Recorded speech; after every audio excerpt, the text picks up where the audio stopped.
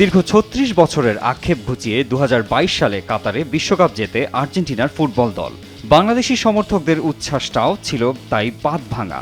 গৌরবের এই অর্জনে মেসিদের সমর্থন দিয়ে পুরো বিশ্বকাপকে বিমোহিত করে রেখেছিল তারা।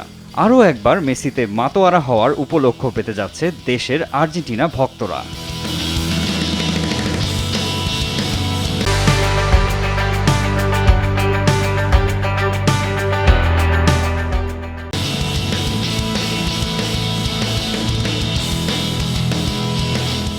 লিওনেল মেসির সম্ভাব্য শেষ বিশ্বকাপ, প্রথম ম্যাচে হারের পর ঘুরে দাঁড়ানো এবং দীর্ঘ অপেক্ষা এই বিশ্বকাপ জয়কে করেছে বেশ নাটকীয়। তবে শেষমেশ লিওনেল মেসির হাতেই ওঠে বিশ্বকাপের সোনালী ট্রফি।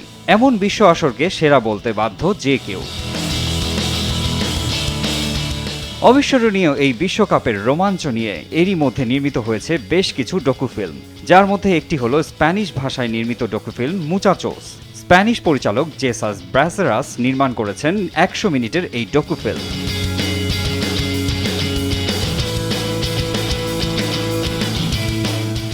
সিনেমাটি এবার বাংলাদেশের দর্শকদের জন্য নিয়ে আসছে স্টার সিনেপ্লেক্স।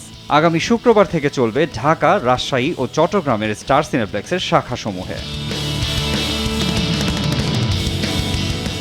সিনেমাটি গত ডিসেম্বরে আর্জেন্টিনায় মুক্তির পর দর্শকদের মধ্যে দারুণ সাড়া ফেলেছিল। আর্জেন্টিনার হলগুলোতে ইতিহাসের সবচাইতে বেশি দর্শক এই সিনেমাটি দেখেছে বলে কয়েকটি সূত্র থেকে জানা গেছে।